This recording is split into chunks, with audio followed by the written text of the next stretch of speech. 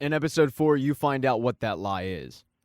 Ravonna Ren Slayer played a massive part in He Who Remains winning that war.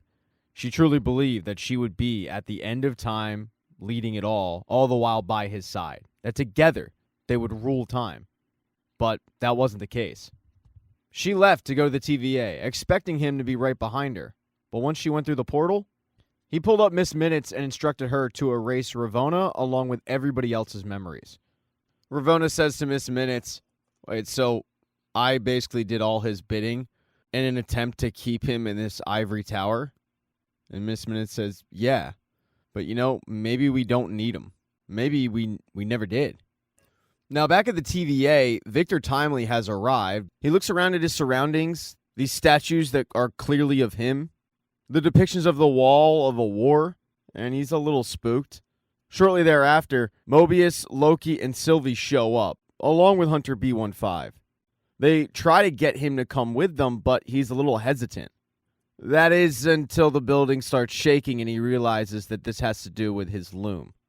They start escorting him over to OB's office, and he's taking all of this in, realizing that he invented it, but maybe not really invented it.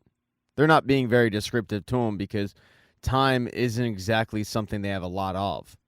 When they get into OB's office, you've got OB and Casey still trying to figure out how to solve this thing, but with no luck.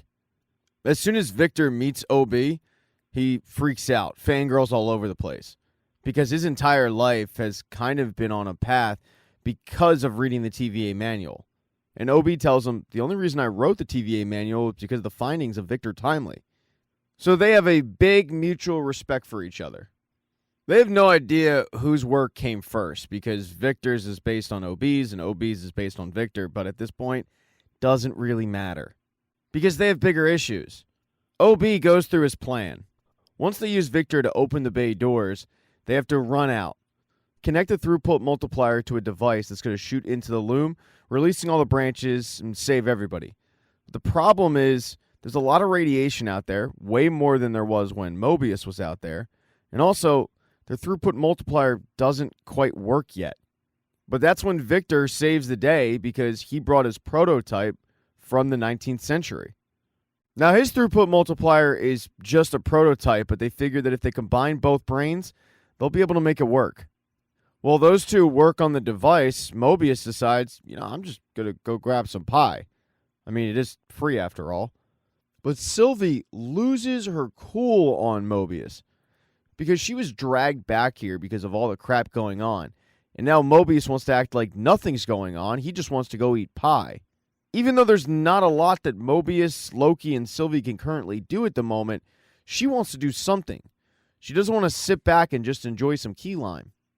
And this whole little temper tantrum sounds a lot like somebody who's never had that key lime pie. And it shows. Sylvie storms off and Loki goes after her. Ironically, she takes a wrong turn and ends up in the pie room.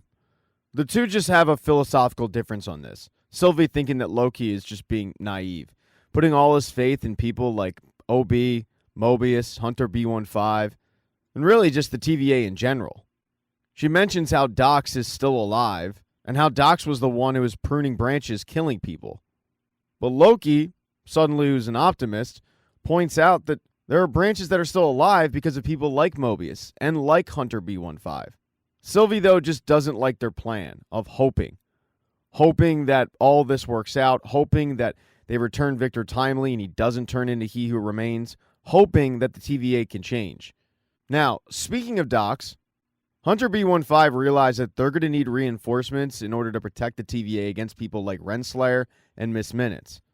The person she's going to try to enlist is Dox and all of her soldiers that they locked up. After having a chat with Judge Gamble, Hunter B15 decided to go and talk to Dox, convince her that they need to work together at the moment to save the TVA. And after that, they can talk about their differences. So she does that. She goes in the holding cell, and she pitches Dox on working together. She's going to let Dox think about it for the moment. And when she leaves the holding cell, she sends one of the other hunters to go keep an eye on Mobius and Victor and just make sure they're safe. As Dox and Brad are discussing if they want to accept Hunter B15's offer, a portal opens up and Ren Slayer and Miss Minutes walk through. Just like Hunter B15, Ren Slayer pitches the room on why they should join her. Dox doesn't really want to listen to Ren Slayer's pitch. She's not a huge fan of her at this moment, especially Miss Minutes. But Brad, he's all ears. And Ren Slayer's pitch is, if you join me and help me restore stability to the TVA, I'll let you have any life you want on the timeline. And for a guy like Brad, who had a pretty damn good life, he's going to take her up on that offer. But he's the only one. The rest of them, they're willing to die than work with Ren Slayer. And they do.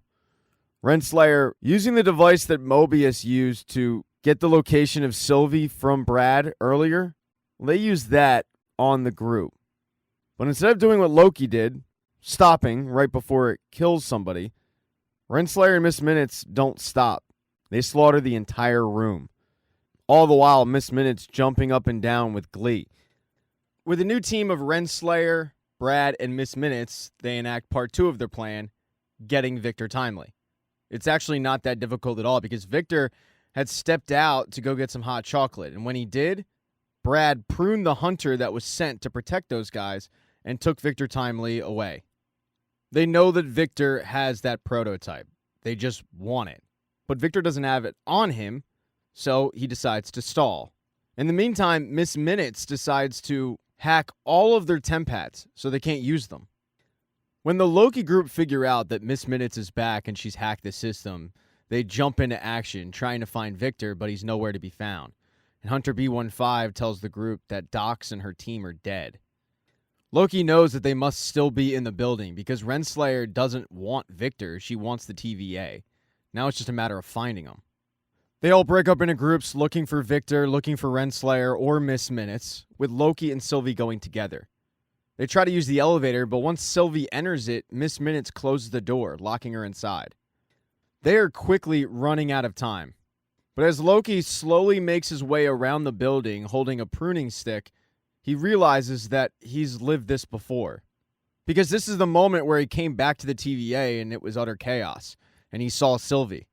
And sure enough, from afar, Loki sees his older self, I guess, go to the phone that's ringing, and then look at the elevator as it opens up for Sylvie. And when Loki got pruned, it was himself who did it. They then answer the phone, and to Loki's surprise, it's OB, wondering what the hell's taking them so long. Loki explains that it's Miss Minutes. She's still sabotaging everything, and he yells for OB to reboot the system, which would take Miss Minutes offline. This works. In the judge's room, Miss Minutes powers down, realizing that somebody was rebooting the system, but she couldn't do anything about it. Right before she shuts off for good, she looks at Victor and just says, "You'll never be him," with a real menacing face. With the systems booted down, it means that they can use magic. And when all the lights go out, Brad goes to investigate. This allows Loki and Sylvie to use their magic on Brad to get him on their side. So when Brad walks back into the room, he distracts Ren Slayer, allowing Loki to come in, grab Victor, and then Brad prunes Ren Slayer, making sure that she's never going to be a problem again. The group quickly gets Victor upstairs to the control room, where they use his aura to open up the blast doors. And once the blast doors do open up, they realize just how bad it is and how little time they have. They need somebody to go outside, enact the plan, and Victor says, you know what, I'll do it. He knows it's dangerous, and he knows he's going to have to be quick, but he suits up anyway and heads out. Unfortunately, all that radiation was just too much for Victor. He barely gets 1 foot out the door before he's completely killed off. And the entire group realizes they're about to die. The Loom explodes, and the group just has to watch. But for Loki, there's a sudden flash, and it just goes dark. Thank you so much for checking out this recap. Please consider subscribing to the channel and subscribing to my Patreon. Hit thumbs up if you liked it. Smash that thumbs down button if you thought it sucked. If you left a comment, I don't get back to you. I usually don't check the comments unless they're like a super comment. Also, if you don't see the next video up on the end screen, not to worry, it'll be up in a day or two.